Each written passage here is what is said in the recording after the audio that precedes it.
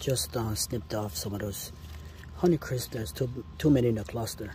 It's really hard to snip them off just because they're just a beautiful, gorgeous apple.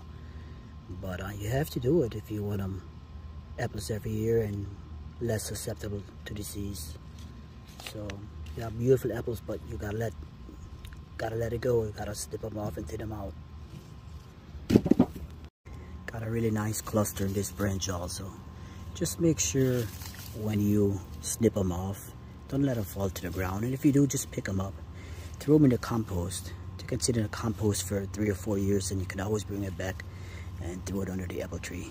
You don't want to leave your apple droppings on the ground because it'll just bring in more insects and more susceptible to disease. A good point here why the importance of thinning out some of these apples. Look at this branch here. See how it's really stressing out this branch? You're just gonna make room for insects and bugs to lay their eggs, and you're gonna bring diseases to this tree. So let's go ahead and thin all of them out and leave 2 apples because you're really stressing out this branch over here. Got a really nice cluster in this branch also.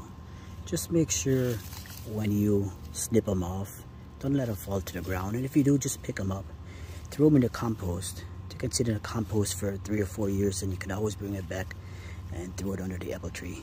You don't want to leave your apple droppings on the ground because it'll just bring in more insects and more susceptible to disease. Here we got another big cluster of apples. As you can see, there's some underneath also. So yeah, just go in here and thin them out about every 6 to 8 inches. If you thin them out, they're gonna be more vigorous, sweeter, and just a big, nice, beautiful apple. Plus, you wanna have apples for next year. If you have too big of a cluster this year, you're gonna have hardly any apples next year. You could only have 10 or 15 apples. And if you thin them every year, you can have a medium amount every year. Here we got another nice little cluster.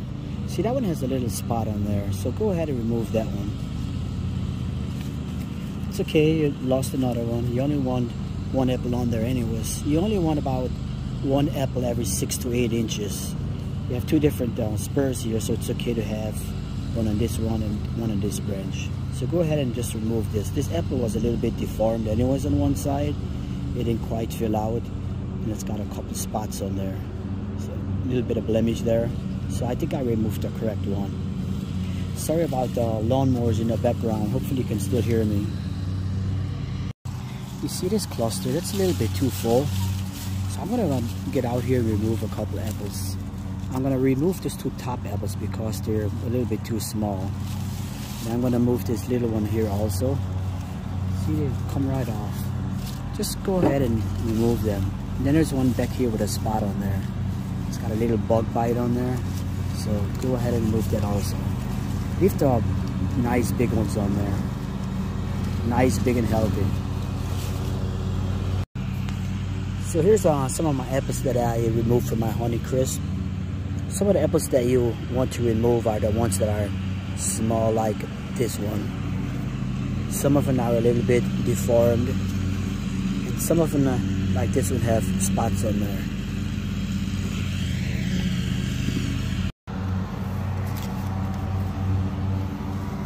This apple over here is jammed between the other apple on top and the branch, so you're better off taking off the bottom apple because it's just gonna scar it and jam it up in there. So yeah, I'll take off this apple, the bottom one.